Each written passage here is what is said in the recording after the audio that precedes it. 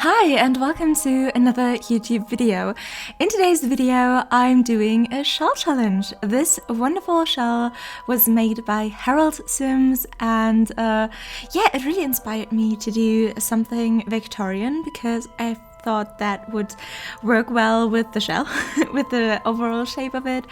And yeah, what really drew me into this shell is that not only she is going to rate the different shell challenge entries and decide on a winner, but also her children. From what I heard, she has a bunch of children and they are going to look at the entries with her and decide who is going to be the winner. And yeah, I'm a little bit late with releasing this video and also doing this voiceover, so the winner is already decided. And I won and I already got my prize, so I feel very honored, and I feel especially honored that children who are most of the time like somewhat brutally honest really liked my creation and my build, so I'm super happy about that. And I want to say a big thank you to Herald Sims, who I'm also going to link in the description, for hosting this amazing shell challenge. And while we are on the topic of shell challenges, I just want to say that in the moment I'm super in the mood for doing them. So I have 4 shell challenges that I'm working on at the moment. So you're going to see a lot of that in the next few weeks.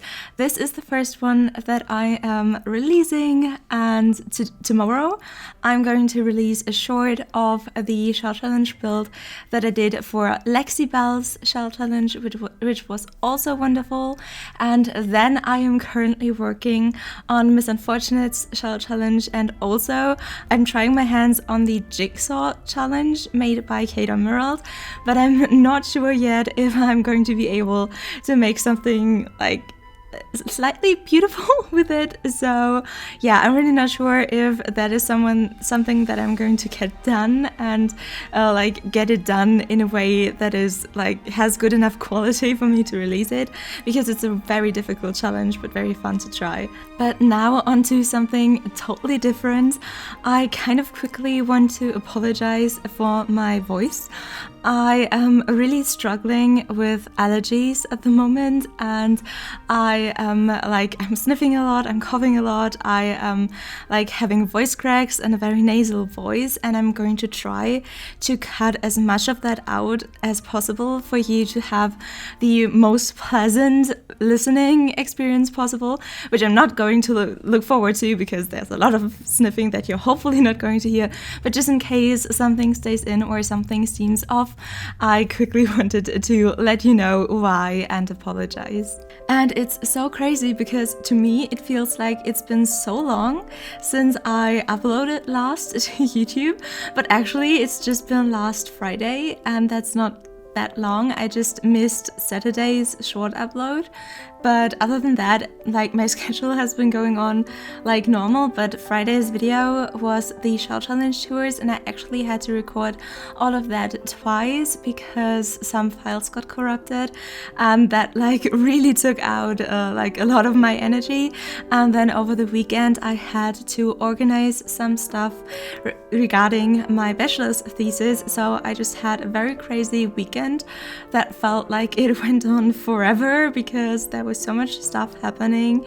And yeah, that also led me to not be able to answer to as many comments as I would like to, and I feel very sorry for that, because I always have such a big smile on my face when I read your comments. They always make my day, and I really want to say thank you and express my gratitude, but like last weekend I just didn't have the time for that, and I hope you understand, and I'm going to get to it as fast as I can. Okay, but with all of that out of the way, now is finally time to talk about the build for the first time. And yeah, I really like this build. I chose very bright colors, but I also saw a reference picture of a Victorian build with a red roof, and I thought that was very nice, and I really wanted to try it on a build, and I really liked the way it looked, especially with these like bright white and cream colors that the exterior walls have. I think that goes very nicely together, and I also wanted it to be slightly overgrown to achieve a more magical look, because I imagined a kind of witchy family living in there, and yeah, I hope it kind of looks like that. But yeah, I think there were a lot of different concepts that I tried to like combine with this build, like the concept of a Victorian house, the concept of like a witch cottage, and yeah, so I basically was just in the mood to use a lot of Realm of Magic items because they are some of my favorites. And in the last time, or the last few weeks, I built a lot of like cottages, I built a lot of flower houses, I built a lot of farms, and I really enjoyed making those, but I kind of am in the mood to get back into more fantasy stuff. So I really hope you are in the mood for fantasy stuff. I hope you are in the mood for watching me do shell challenge builds, because you're going to see a little bit more of those in the next time. And I know I said I wanted to talk about the builds, but I'm so excited about one thing that I'm also building at the moment. You can see or hear that I'm working on lots of different projects, but for a collab I am building like a magical forest with like huge mushrooms, like a mushroom forest, like a magical glowing mushroom forest, and it's just, I think it has potential to be one of my favorite builds ever, and I can't wait to share that one with you also. But yes, for the landscaping of this build, I first wanted to do my usual thing and just kind of blend out the terrain that I have built up towards this house, but then I realized that that is kind of what I always do, and then I want to change it up a little bit, and then I came up with a concept that, like, I didn't came up with it, a lot of people have done that before, but to kind of divide the landscaping into steps. So I don't blend everything out in a way where you can always see the like grass shining through, but you have these steps where there is a steeper part that your Sims couldn't walk on. And so in the middle, where I blended everything out, you can see the pathway, and then on the two sides I kind of had this staggered landscaping that I divided with a wall of stones, which I think looked pretty cool. And then there's almost a third step, which is the landscaping on the outside of the big white fence that surrounds the front yard. And I think this kind of staggered landscaping is something that I really liked, and I'm probably going to do more often, we'll see. But yeah, for now I really enjoyed it, and I hope you like the way that the landscaping looks too, because I had lots of fun putting it together, and also then later kind of covering up the different steeper areas, because in the front, of course, I covered up the steeper areas with these stones, but in the back of the house I wanted it to be more green and overgrown. So I did a first layer with some debug like bushes, these like long I don't know what they're called, but definitely like these long bushes. I mean, you were able to see me work with them, and then I pushed them down to floor level with, or like ground level with the tool mod, and on top of that I staggered this long grass until you couldn't see anything of the kind of bad looking brown terrain underneath. And yeah, I was very much quite happy with the landscaping. But now we are already on the interior, and I'm quite happy with how the floor plan turned out.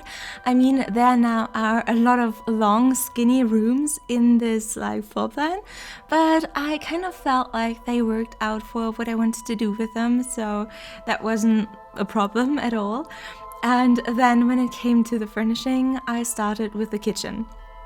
And when I started with the kitchen, I kind of noticed that there are like kind of different types of builders, because I don't only create speed builds, I also really like to watch speed builds, and I think it's so interesting how different people, when they build the interiors, start with different things inside the house.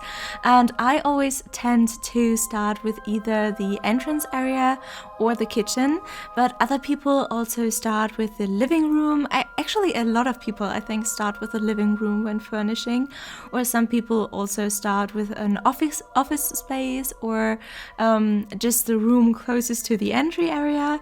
It's like really different, and yeah, so I felt like that was super interesting.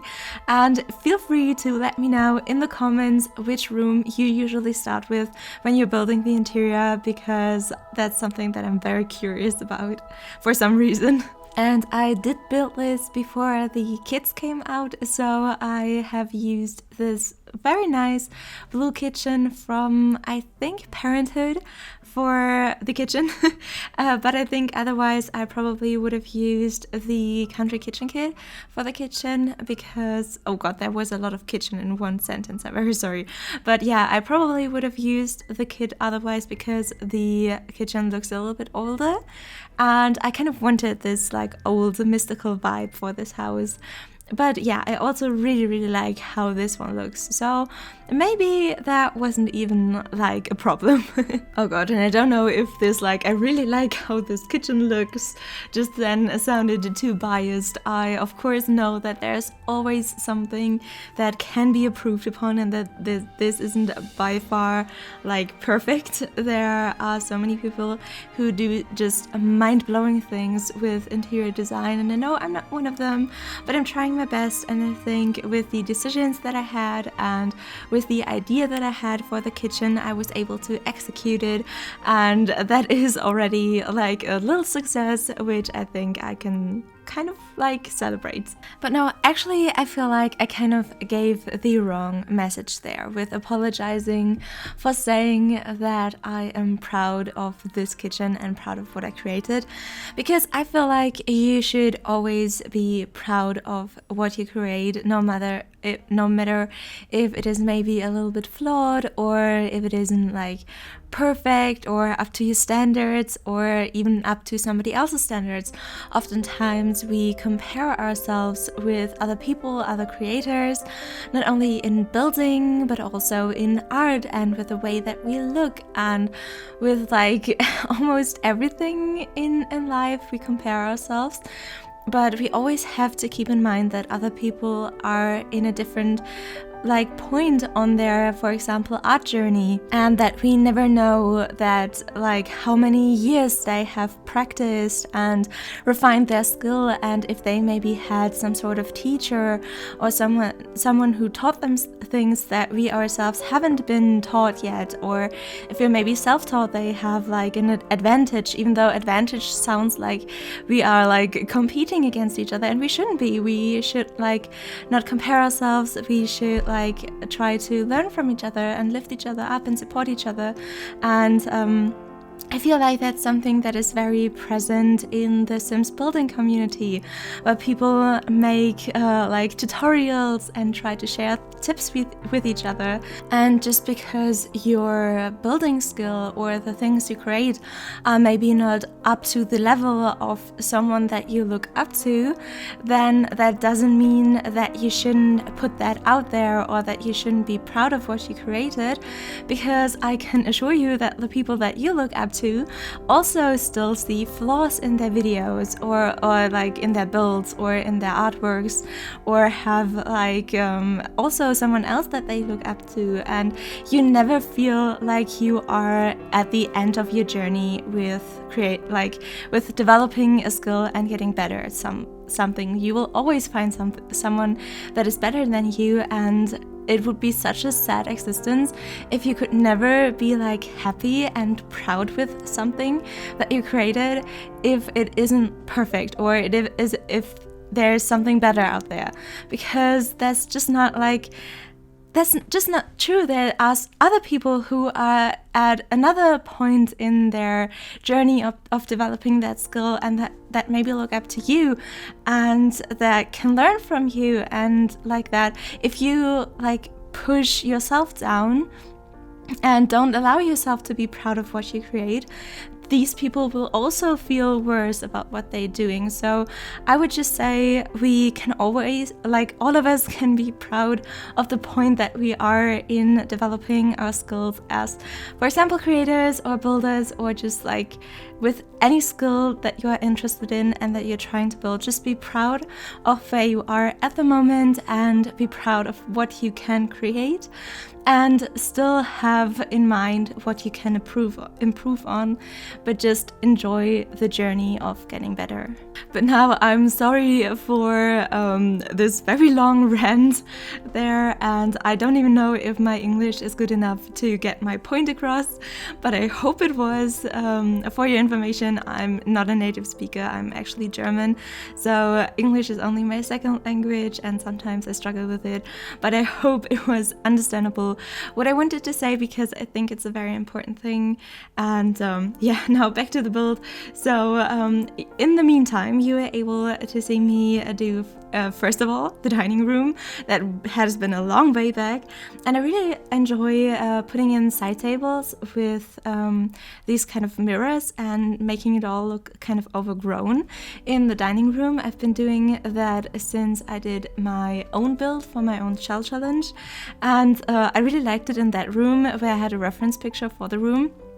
And since then I'm kind of obsessed with doing it, because I feel like that's a very nice like decoration for a dining room. And then in the living room, I feel like it's a pretty standard living room, just that on that like couch table I put in very deliberate clutter, and I learned that from Missy Motion, who like entered my personal shell challenge. There were so many different shell challenges mentioned in this video. I'm so sorry if it's confusing, but yeah, Missy Motion, who is also an amazing creator, entered my shell challenge, and I toured her build, and she made a living room where on the couch table she had like tissues if you need to cry during a movie, and she had stuff to knit, and also a diary and some cookies if you just want to snack in the evening.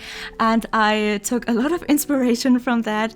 I would say almost copied that, so I'm very sorry, but I just loved the way that this couch table was cluttered, because it made so much sense. So I really wanted to do that here. And then just a little area in front of the fireplace to read. You have also seen me furnish like the main witch room with the potion making bowl. Oh god, potion making bowl is not the right word for sure, but I think it's pretty explanatory of what I want, like what I was trying to say.